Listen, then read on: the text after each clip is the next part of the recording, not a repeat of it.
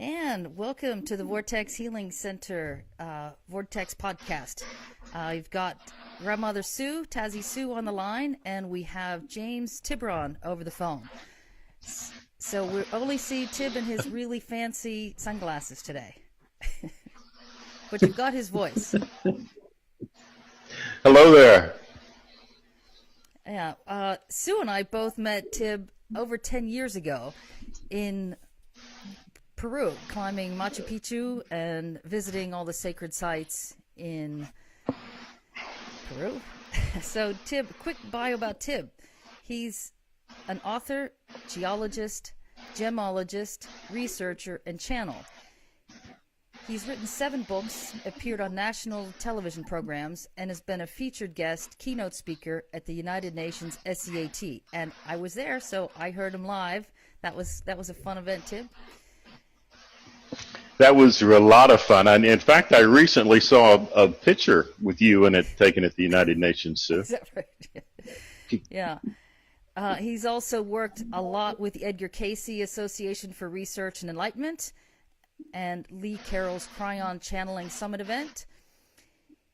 He is considered one of the world's most knowledgeable experts on earth energies, Leylines, grids, gem and crystal healing, and Auric Maintenance. So, Tib, you've got an incredibly long track record of how you came into doing all of this energetic work and how you came to be known as an EarthKeeper. Do you want to give us, and for our audience, the short and sweet version of how you got to where you are here today? Absolutely. Is the audio line good there? Is it quite clear? Yep. Can you hear me okay? Yeah, okay. Very clear. Okay, thank you very much. Well, I was born and grew up in Arkansas, which is a beautiful geological wonder. And it is the site of the largest crystal deposit in North America, or in the Northern Hemisphere, actually.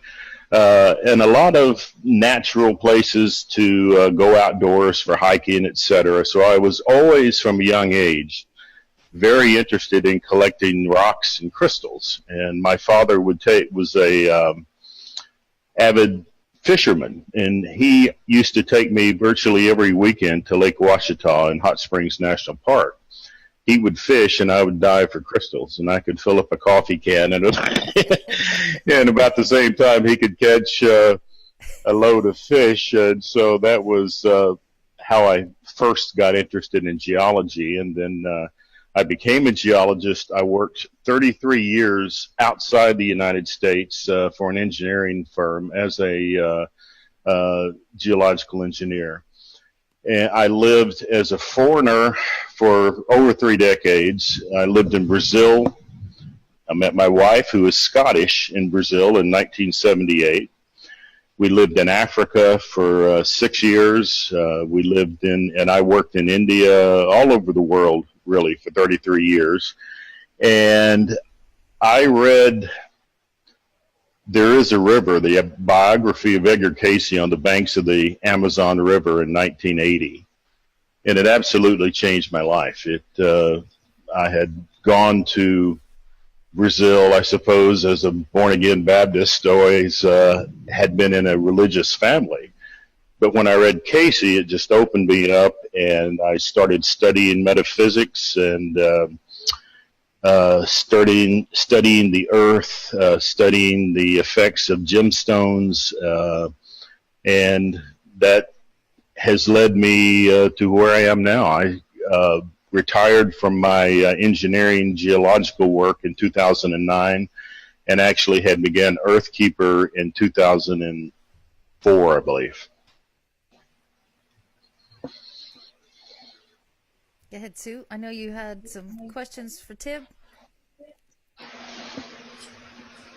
Not so much questions. I was just wanted to say just how much a profound effect the reading you did for me many years ago has had on my life, and parts of it are still coming back. And we've been to many other places and done a lot of earthwork ourselves, and the Vortex here has benefited from all the experiences I've had, and all because I found you on a website and thought, oh, this guy looks interesting, I better contact him. And strangely enough, I contacted him to ask him about the Vortex, and I got an email back in about 10 minutes saying, hey, you're one of the first of our family to contact us. Terrific, we're going to Peru. Huh? And I said, how much? And he said, oh, such and such. And I said, oh, no, I can't. There's no way I can do that. So I said, yes, I'm coming. Who can resist an invitation like that, huh? Well, that was about 10 years ago, I believe. Yeah, that was 2008. Oh, it was 2007, wasn't it? Yeah, that was the first time I had led a group, and so that was a learning experience for me as well. I lived in South America 9 years, and so the ability to take a group, and I think we had, 15 people, 19 people, something like that. It's a small group, but it was a very special group, and I really enjoyed that trip. And in fact, that is the trip where Barbara and Sue, the two of you, met. Yeah, it is. Yeah, we still keep in touch with a lot of the people, the Soul family who was on that first trip. The trip itself was totally life-changing for me as well. You know, I find a lot of people that sign up for events do it because on a subconscious level, there's someone else that is signed up for that event that they're supposed to meet. And that sort of is a thing that I've noticed where people will meet and become, it's like they're meeting family. That's exactly what they're doing, but they stay in contact like you and Sue. Yeah. Yeah, and quite a few of the others. Yes, yes. I was actually chatting with Sylvia the other day on her birthday and just thought maybe we should do a reunion. Well, this is a great pleasure. And it's really nice to chat with both of you. Yeah. So one of the things that I know we really wanted to talk about were all of the planetary shifts with the huge eclipses coming over the next few weeks. Would you like to share with us? Well, happy eclipse, because we are having a solar eclipse today. Yeah. And, you know, the effect of a solar eclipse isn't just, you know, the maximum. And what we're having today is actually a partial solar eclipse, but the effect is still the same. And so for several days leading to an eclipse and for several days after, you have that window that is open, but the primary apex is the day that it opens. And so it's a very special day. And solar eclipses always occur on new moons. So we have a series of three eclipses occurring, sort of a solar eclipse sandwiching, two solar eclipses sandwiching a total lunar eclipse. And they all occur 2 weeks apart because lunar eclipse always occurs on the full moon. And at the end of this month, Mercury goes into retrograde. So during this 6-week eclipse period, we have 7 planets in retrograde off and on. Yeah, that's quite a powerful time. It really is. And it's Friday the 13th here. Ah, well, it's still Thursday the 12th here. But yeah, Friday the 13th is an interesting day. So what advice would you give people to help them get over any of the symptoms from all of these energies that are flowing in fast and furious at the moment? Well, right now on the planet, Barbara, there is a extreme polarity going on. And the Earth's gravitational cycle is actually at an anomalous low in its cycle. So people are out of balance right now. There is incredible divisions going on. And so all of this gets amplified particularly during this 6-week period with 7 planets in retrograde and 3 ecliptical amplifiers taking place, in which all human emotions are affected, are essentially amplified. So the best advice that I can give right now is to don't fall into an apathy and don't fall into a emotional extreme. You really need to keep that calm centered place. Now is not the best time to settle conflicts or to deal with issues of that nature, because it's just too volatile a time. But this can be an extremely powerful time for meditation and for self-review and self-calibration and for setting forth positive intentions. I think we had an incredible example of how group mind can work in this rescue that took place in Thailand of the 12 boys and the soccer coach. You had the entire world praying for a positive outcome, and of course the coach was a Buddhist monk, and he was leading the boys for those 10 days before they were found in these meditations.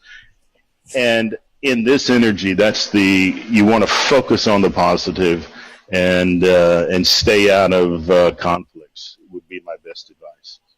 September, things freshen up quite a bit. So, or people could just go into hibernation and move to the middle of the forest overlooking the ocean here in Tasmania. Well, it's not really a case of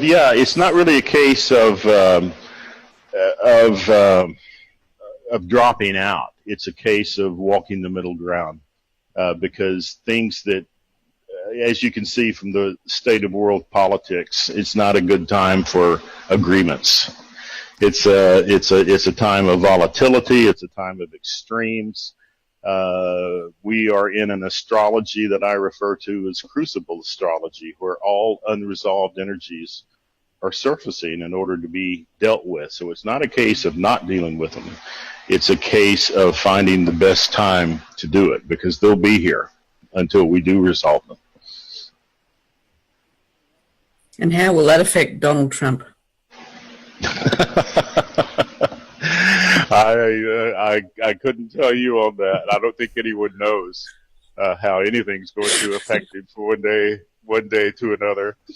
It's amazing times that we're in right now. Quite a with Trump, you can certainly see the reincarnation of a Roman emperor.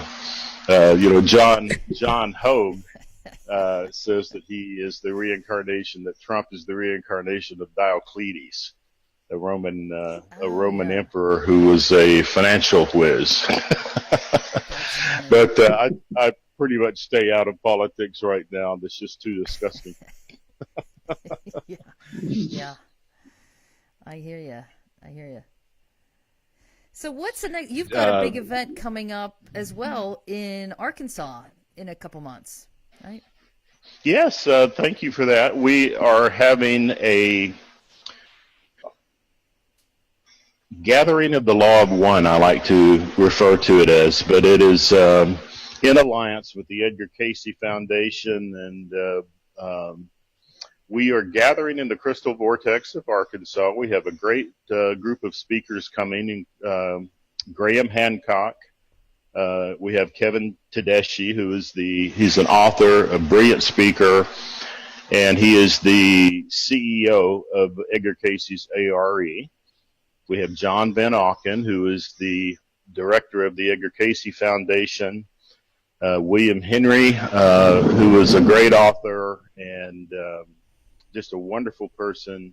Dr. Robert Schock, Andrew Collins, Dr. Laura Little, Joanne Parks, and Michelle Nocerino. We have a really great lineup of speakers, but they're more than just speakers. These are wonderful people. These are people that have been part of the Law of One in past lives, and we're gathering during the equinox weekend in the crystals, and so we're going to end the 4-day event by visiting one of the crystal Leylines at a crystal site. So it's going to be a nice event.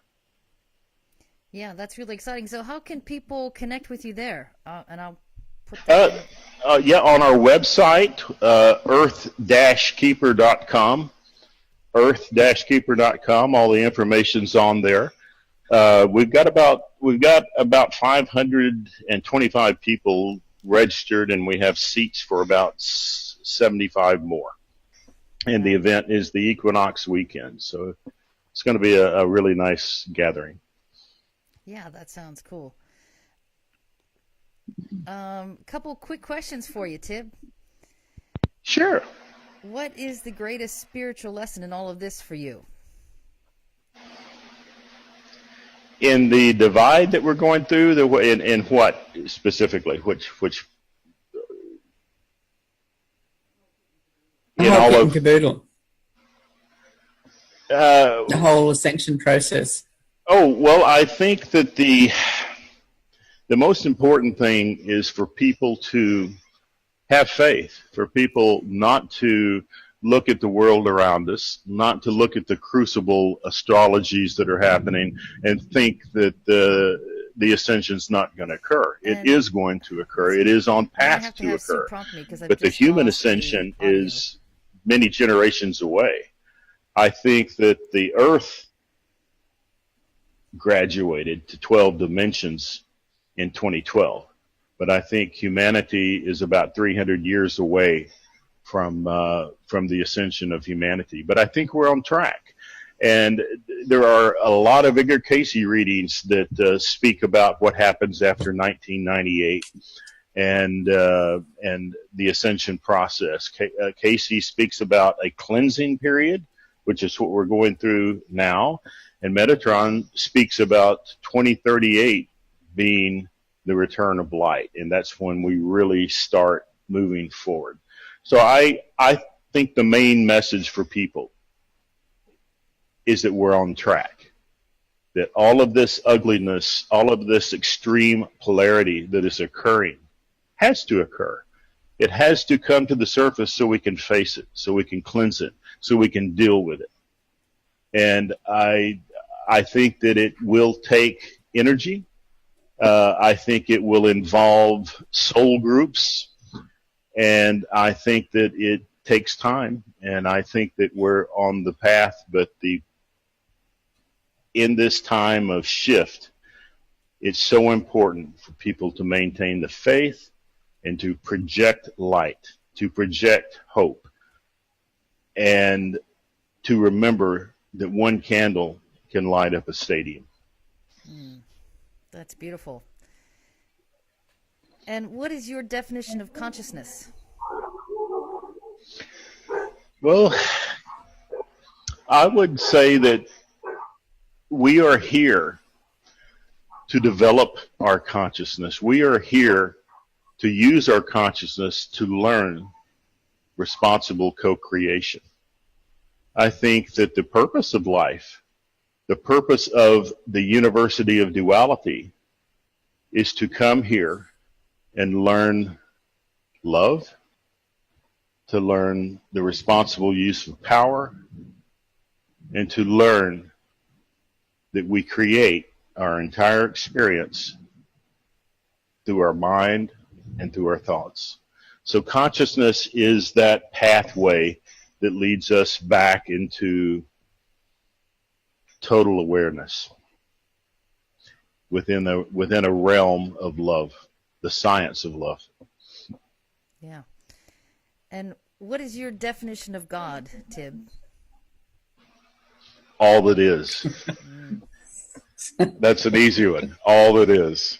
I don't think of a personality God. I think of a group gestalt of all that is of us. But there is absolutely a supreme being, a supreme consciousness, and it can be defined in so many different ways. The indigenous called God the Great Mystery, Great Spirit, Creator, and so many different civilizations have referred to gods in different ways, but I think that God is the combination of everything.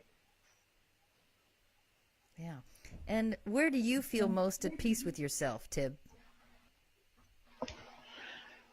Oh, well, that's where do you mean a certain location? Right. On a the planet? Way of encouraging that feeling. Of peace. There's so many places on the earth that I love. I mean, I have spent 33 years of my life living outside of the country of my birth, living as a foreigner. And so after a certain number of years, I no longer became an American. I became a citizen of the world, you might say. And in fact, when I moved back to the States, I felt a bit like a stranger in a strange land for a number of years. Yeah. But the United States has some incredible energy sites, as does every continent on the earth. And here's something that's interesting. Every time you go to a really, really super mega powerful vortexial energy, it feels like home. It feels like you've been there before. And there is a sense that it allows you to talk with divinity. And that is the commonality. That is the common denominator between all of the meridians and the chakras and the power sites and the vortexes and portals that are on the planet. They were all built specifically in areas that could not only project an energy that opens our chakras, opens our light accelerators, and allows us to talk with higher parts of ourselves because we are multidimensional beings. But when you're in these infinity points, there is that sense of being home. And so some of the favorites that I've been to that I really love, of course, I was born in Arkansas, and so when I'm amongst the crystals there, I feel really special. But I lived 7 years also in Brazil. And as I said, that's where I met my wife, Anne. And I love Brazil. I love I love some of the places there that like Sete Cidades and the Amazon. I worked up in the Amazon area for about a year and a half, and so I also love Peru. I love Machu Picchu. I love Chile and Argentina. All of these areas have magical places. I lived in Africa for 6 years, and there's some amazing places in North Africa. Of course, the pyramids in Tanzania. You know, you've got Mount Kilimanjaro. You've got Table Rock Mountain in South Africa, and I've been to all these places. So, and India is a magical place. The Himalayas, Bali. The world is full of amazing places. If I were to choose one particular place that moves me the most, I would probably say Scotland. Is that right? Where in Scotland? That surprises me, but let's hear your. Yeah, the whole and really you need the weather there. I mean, actually, the whole of the UK has got some magical places in it. I've taken groups over there, and before I've taken groups to the UK, I'll get us all online and we'll meditate once a week for an hour a week for 4 or 5 weeks for good weather. It's always worked. We had virtually, I think we only had 1 or 2 days of rain on every 2-week trip that we've done to the UK and Ireland, and that's phenomenal. And when it does rain, it's you can't really do much. Yeah. And so, but there are some magical places. Rosslyn Chapel for Scotland is an extraordinary place. Yeah. And the Trossachs in Scotland, Iona, is a remarkable place. Probably one of the most powerful places I've ever been is Staffa Island in the Scottish Hebrides, 7 miles from the island of Iona. It is a giant crystal. It has these basalt rocks that are hexagonal, similar to what occurs at Giant's Causeway in Ireland. You may have seen those basalt columns. Also like Devil's Rock in South Dakota, where they found close encounters of the third kind. That is crystallized basalt. But there is an entire island called Staffa Island in the Scottish Hebrides, which is one of the oldest metamorphic crystal rocks on the planet.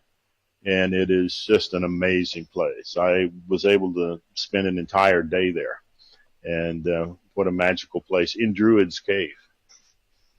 But, you can't limit it to one area. There's just so many places that are astonishing. Lake Louise in Canada is one of my favorite places on the planet. Well, we have you And talking about some geological sacred sites. What about Ireland? What are your favorite spots in Ireland? Just because Sue and I are going to be there next summer.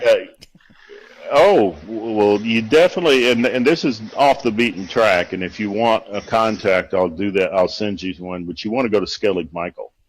Skellig Michael is where the Michael Leyline enters into the earth, and you have to be willing to hang around a day or two, because if the seas are too high, they won't take you out. You know, you have to take a approved charter boat out to the island, and the seas have to be low enough for you to dismount and then climb up. But it is out of this world. It is an utterly astonishing place. Skellig Michael, and Ireland is full of amazing places.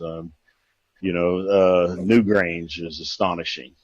And there are so many other places in Ireland that in the Dingle Peninsula, all of those stone circles, and the Barrens is a magical place. But for me, the most powerful two places would be Newgrange and Skellig Michael. Yeah, they're definitely on the list. Yeah, fantastic. Hey Tim, have you ever been to Easter Island or Rapa Nui? Yes, and Easter Island. Are you going there, Sue? I mean, I went there last year. Okay, yes, and it was just amazing. It is an amazing place. I've been there. We took a group there, and we actually connected with one of the indigenous elders, and went inside a sacred cave, and it's just an amazing place, Easter Island. I loved it there. Is that the one with the avocado tree growing at the end, in the middle of it? Oh, we also got to go down into the sacred caves, and we had to retrieve the mother energy. Yeah. Well, take it back to the vortex. That caldera, that incredible crater at the on the main island there, is absolutely astonishing. That is an amazing place, and I could just sit on the edge of it for hours and just feel the energy pouring up. It's you can definitely. I mean, that is basically the top of a mountain. That is the extreme top of a mountain of Lemuria. When seawaters were 400 feet lower 12,000 years ago, or in the case of Lemuria, 25,000 years ago. Yeah. Yeah, it is the only place I've ever considered leaving Tasmania for. Well, there's some. I could stay there forever. It's a powerful, powerful place, and it's interesting that it's part of Chile. And, southern Chile is an astonishing place as well. Las Torres del Paine, the Purple Towers. I took a group there a couple of years ago. It is an unbelievable place. It is, Chile and Argentina are fabulous, but Chile has massive deposits of lapis lazuli. Which is, according to Edgar Cayce, the gemstone that opens the psychic abilities more than any other. And the people are just calm, and it's a tremendous, tremendous place. Chile and Argentina is interesting, different vibrations a little bit, but beautiful section along the Andes Mountains. Cool. So, Tib, what's the spiritual book you've given as a gift most often? Sorry? A spiritual book. Unquestionably. There Is a River by Thomas Sucre, the biography of Edgar Cayce. Nice. There Is a River.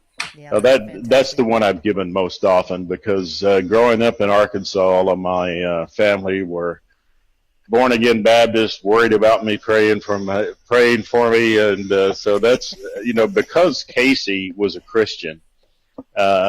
It's easier for devout Christians to widen their beliefs in reading about Cayce's conversion. I suppose at heart I'm more of a Buddhist, but There Is a River changed my life. The Seth material is also highly recommended. A lot harder to read, but that's the Nature of Personal Reality by Jane Roberts is a fascinating book. Mm-hmm. Yeah. Yes, I grew leaps and bounds from that one. Mm-hmm. Mm-hmm. Mm. And Tib, what do you think happens when we die? Sorry? What do you Could think you repeat happens, that? What do you think happens when we die? Oh, well, that's a great question. I think that I think that most people are aware of their passing when they go to the other side. The Tibetan Book of the Dead talks about the period of the Bardo, which is a period of 7 weeks, 49 days, in which the soul spends time preparing to move higher. And a Buddhist monk will read from the pages of the Bardo every day for 7 weeks until the person moves across. And the idea is that they sort of, each person on the other side sort of comes to terms with their death, says goodbye to people that they've been with, reviews their lifetime, and then moves higher. I think that when you leave your body, that most people are going to be aware of it. You're going to, at first, it may be difficult to stabilize your body because you may not know how to navigate naturally. You have to learn that thoughts are going to take you to a place, that time and space are reversed. I think most people are the guest of honor at their own funeral. But I do think that there is a lightning, an incredible awareness that you've passed across, a sense of bliss in most cases.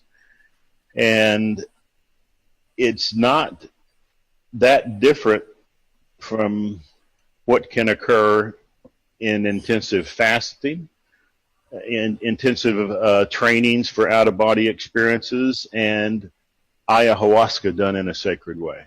I've left my body on a dozen occasions, either through fasting, and I did a series of 7 5-day fasts with Native Americans, and I also shamanically journeyed into the astral kingdom using ayahuasca and San Pedro in South America with elders. And so there is a commonality in leaving the body.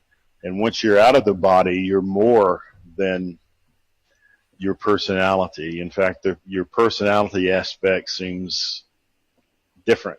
You are greater than the personality you were on Earth, and you're not as immediately attached to it. It's like you're a third person watching, in a sense. It's a sense of being greater than the experience you just finished. Yeah, your answer brings up a lot more questions, Tib. And I Mm-hmm. want to ask you a relatively controversial question. You spoke about doing ayahuasca in San Pedro in a sacred way with the elders. I get quite annoyed when I see so many people using the sacred medicine in what I would consider a not sacred way, without the full guidance of elders who've been trained for a long time. Yeah, it does, absolutely. It's not for everybody, and it's certainly not recreational. And anyone that has ever done ayahuasca can tell you that it is, if it is done in the right way, it is one of the most powerful experiences you can ever have, but it's certainly not easy. It is powerfully painful. It's like going through what the Christians would call the judgment. And the second time I did ayahuasca, I had that experience where everyone I went to a place completely separate. When I was in that place, I no longer had a memory that this is me and that I'm in a mountain in Bolivia and that I have taken ayahuasca and this is part of that experience. I was in that other place. And I was met by guides, and they asked me if I wanted to do the review, which I did. And I saw my life over 50 years, and it felt like 50 years. I was so deep into being there that when I came back and realized I was still alive, I was so grateful. But everyone I had ever hurt, I saw that, I felt it from their side, and I asked for their forgiveness. And I went through my entire life with that. Wow. And then everyone that had ever hurt me came through, particularly my father, and I dealt through intense pains. And every time it reached a resolution, I regurgitated energy. And I did that for what felt like 50 years. And when I came back down, I was so happy to be alive. And for weeks afterward, I was contacting people that I hadn't seen in 20 years and apologizing for something that I had done that had never been resolved. So it's not easy. And, Graham Hancock calls it serious work on the soul. There's no way you can take ayahuasca and have a recreational experience. It is, it can become an experience of fear if you're not ready, or it can be nothing, or it can be one of the most revealing experiences in your life where you see what you're going to see when you pass to the other side. You see the mistakes that you're making. You see the part of you that has become unbalanced. And it is a powerful experience. It has to be prepared for. You can't go into it with fear, or you'll have a horrific nightmare. You have to go through what they call in Spanish el campo de medio, the field of fear, and you have to get through it. And then once you are, it is a astonishing, at least in my case, experience. But it is not for everybody.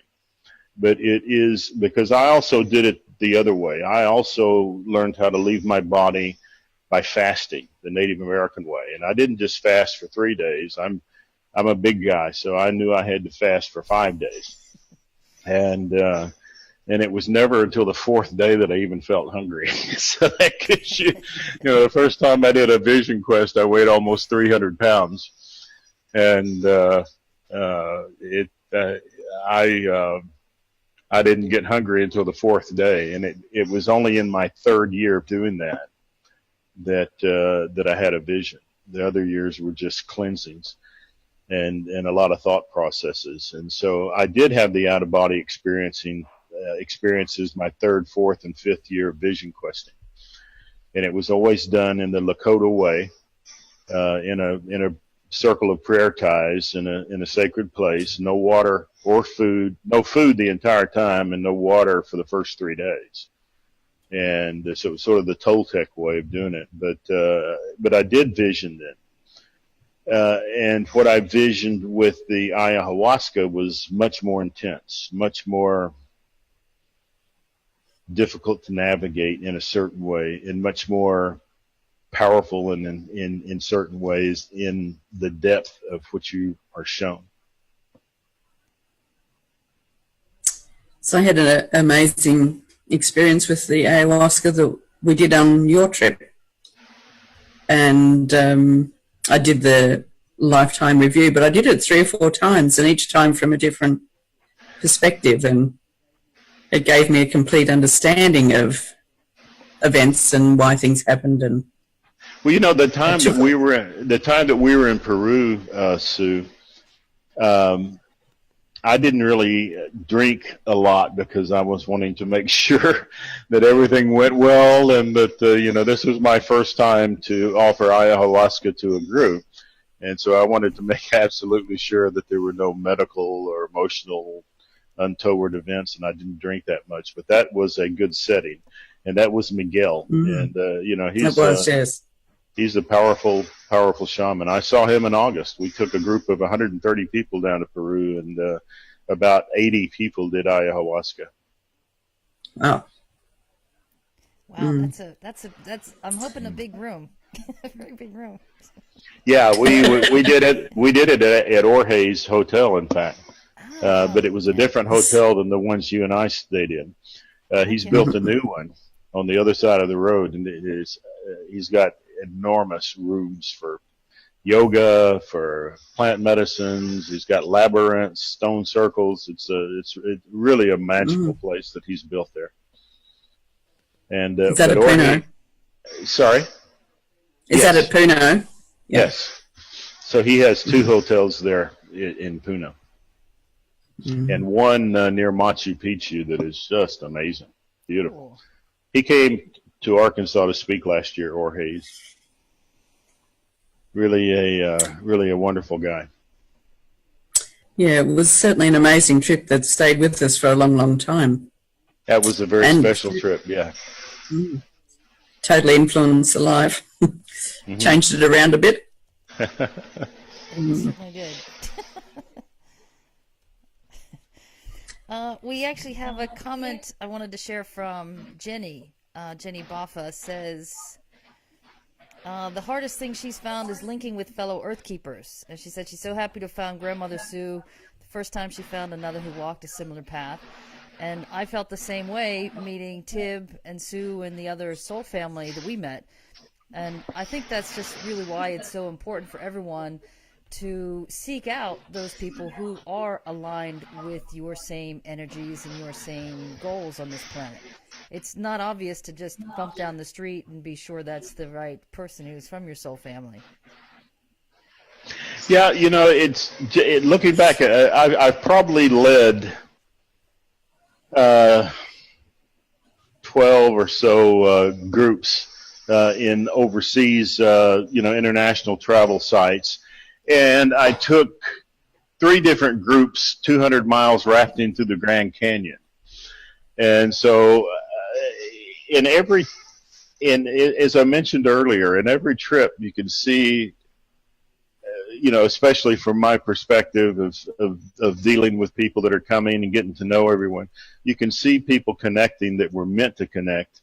Yeah. And very often that may be the prime reason that people sign up sometimes for certain pilgrimages and certain events, because there's another person that they're meant to connect with on that trip, like you and you and Sue, Barb, in Peru, and all of the others. That was a very, very special group. And I think I was the only. Was there any other men on that trip, or was I the only one? I can't remember. Until we found Jorge. Yeah.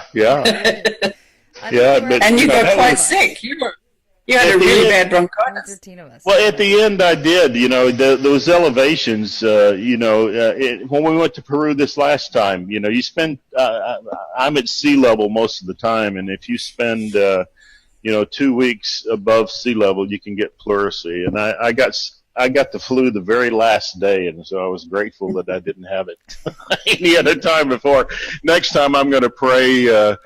To be healthy for the entire trip, and not just. We had actually finished all of our activities, and then I came down with a flu. But once someone gets it on a bus, sometimes it passes through in those elevations, and so at the end there, I had a little bit of that. But part of that is processing too, I think. For sure, and on the call, we've got a few people who've been on trips with you or been to see your programs in Arkansas. You've got Essence, also known as Sonia Richard, and Likita. Oh yeah. I'm not sure which ones they've been on, but Essence is from what town is that in Texas? Essence, I can't remember. I want to say Beaumont, something like that. She would have come up with now? Denise Troyer. So Essence is saying hello, sisters. Oh, okay, yeah. No, Hi, Essence.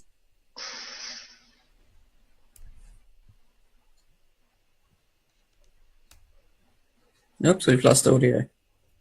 We've lost Tib. No, I'm here. Oh, he is? Okay. Oh, good. He got silent all of a sudden. That's weird. Okay. We're all back. Oh, we're having a pretty powerful thunderstorm here just now, so I may be blinking in and out, but it looks pretty good otherwise. Yeah. Oh, okay. So Essence is from close to Beaumont, Texas. I don't know if that would jog you. And she and Denise have a radio show, which we were guests on. Yeah. Denise Troyer? Yeah. Oh, wonderful. Okay. Okay. All right. So, Tib, one more question. What advice would you give someone just starting out on their spiritual journey? Well, that's an interesting question. You know, the spiritual. I tell people my life makes more sense in retrospect than it did when I was going through it. And you know, so I'd say just trust.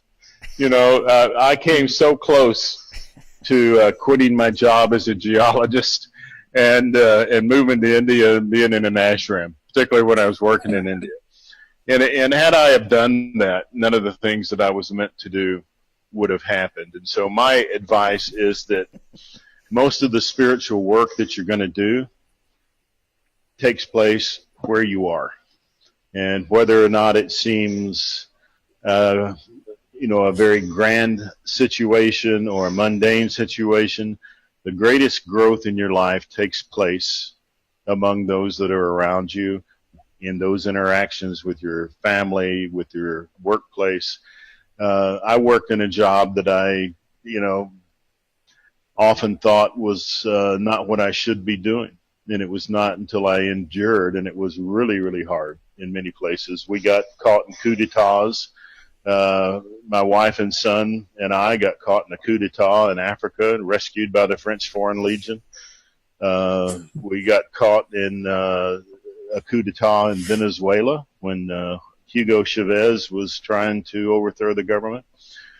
I got put in jail in Africa one time for being the wrong nationality. And, you know, it was hard, but in retrospect, I learned what other people think about the United States. I learned other languages, other cultures.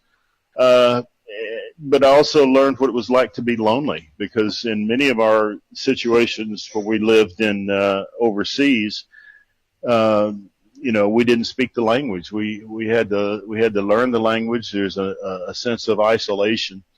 But I learned from that. I learned, in many ways, I learned how to read people by living in countries where I couldn't speak with them. You know, you had to be careful. One of my issues was I always looked like an American. And so when I got into a taxi in Africa or in some remote part of South America, you know, I had to be careful I didn't get driven out of town or charged, you know, a $200 taxi fare or something. And so I had to learn how to read people. And so my point is, for someone coming out on the path, trust the path you're on, put your intents out there, and realize that a lot of what seems difficult is the place where you may learn the most. Absolutely. So I know if I had have gone with my reality that I couldn't afford to go to Peru with you, which I couldn't, I was maxed out and just built my house, I would have missed out on everything. So you've got to follow that prompt when it comes. Yeah, and you know, and it takes courage to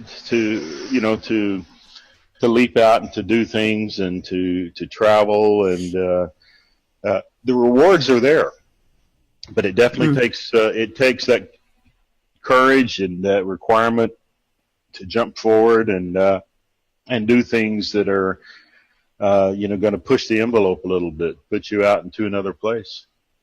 You know, coming to Peru and you know, going to all these places and doing the plant medicine, that takes a lot of courage. That takes a lot of courage. It's not a lot of people get the last minute you know, fears. Yeah, the two men both didn't turn up that had said they were coming. So got the I'm remembering bits and pieces of that, and that was a really special group. You know, Bernice from Canada was with us, and she's you know, I haven't spoken to her in about 5 years, but she was a wonderful person, and of course Denise. Twice, actually. Tim, it was Bernice really a good group. Twice. Yeah. Sorry. Yeah, Bernice has been to Tassie twice. Oh, okay. If she's listening today, hello, Bernice. and you know, she's a very, very lovely soul, and We had a lot of living, fun. living up in beautiful Canada, up there in that Edmonton area. Yeah, amongst the ice. And Yeah, Likita says, trust, yeah. surrender, and grace. Thank you for sharing that, Likita. And I do want to say, Tib, I'm eternally grateful for all the doors that you helped open for me. It has been a life-changing event, that trip to Peru and meeting you all. Well, you know, So I'm very, very grateful. back, you know, I don't do readings for people anymore, but you were one of the first ones, and then I gave one for Barbara as well. You did, yeah. And Yeah. I now I don't do readings, and but that's when I was under guidance to do readings to increase my ability to sort of understand situations and to work in that plane for the channeling. But yeah, I remember, you know, when I gave readings for people like you, Barbara, and Sue, it was easy because good material. I had good things to report, but there would be occasionally you get a request nice. for a reading for someone, and you know, and it would be about the mistakes they're making, and or the you know, and those were not often always well received, and so after about 2 years, I stopped doing readings.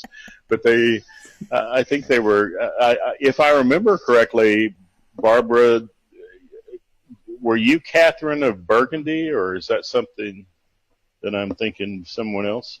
You had, I I remember. have to go back and read it again because there was a lot of French influence, and it's kind of funny. Oh yeah, that, I think you were Catherine of Burgundy. Celeste. Yeah. yeah, Something like possible. that. I We all spent a had lot of those time- lifetimes back in those days, and you Yeah. didn't have that many choices in the Middle Ages of where you're going to reincarnate. You know, you could either be a peasant, a slave, or a priest. You know, Yeah, the priests and the monks and the priest and nuns. nuns, and or a member of the royal family, which I think from the or one of the nobles, Yes, and from the perspective of the other side, the you know, being in the cloth, priest or nun, is probably the better option. And so there were a lot of interesting lifetimes that our group family shared in Europe after the life of Jesus Christ. Yeah. In the Middle East. Yes, yeah. I can also see a lot of stuff triggering in Barbara at the moment. The mention of the French life, it's dropping a few more little pennies in there. yeah. There was, you know, Edgar Cayce had a lifetime as the grandson of Louis XIV, and that's in his reading. But he died at the age of 7. And so those were not easy lifetimes. I was fascinated to watch the television series called The Tudors. Have you seen that? No. Sue or Barbara? No. The Tudors. I've seen an episode. Oh, or it's two on of it. Showtime. I didn't follow it. Yeah. Oh, you should watch it. You particularly should watch it, Barbara. It's fascinating.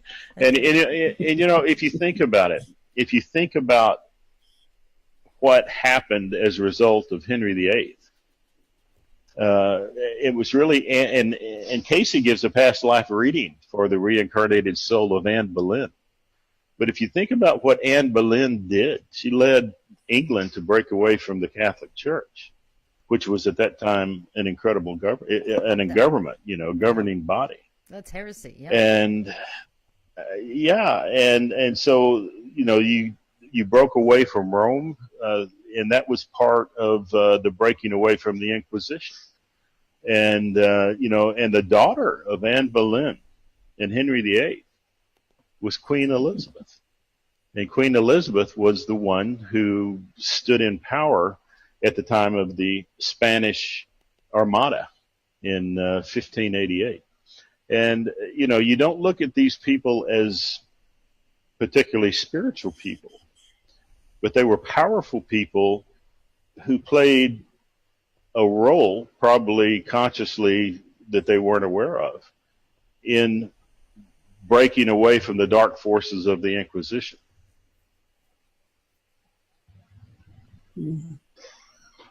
It's fascinating. Well, we've got a lot of people who need to jump off here. Sue, do you have any last questions for Tib? I'm gonna let him. No, no, I think it's been fascinating just listening. I'm probably, as soon as we hang up, I'll have 5 more, but it has been great to reconnect. Well, it's been very, very nice to reconnect, and I love the two of you. You're special people, and congratulations to you for the work that you're doing, for the energy that you're anchoring there in Tasmania, a very, very special place. And it's just been a reunion and a joy to chat with you. So thank you both for having me and for the work that you're doing. And thank you, Tib. And the And to link you. for everyone is on the Facebook page, the earth-keeper.com, to connect with Tib and all of the activities and events he's got on. And he's got online courses and crystals and all kinds of really fun stuff for everybody to take a look at and read through and listen up on. And he will come to Tasmania one day. I hope to. That's I want to do. Really, what's left on my bucket list is down under. It's I've been You're saving the best till last. I've been all over South America. It's just the length of that flight. I had to put some thought into that. It's a killer. Make sure I don't have a blood clot. Ann had blood clots when we flew to Israel.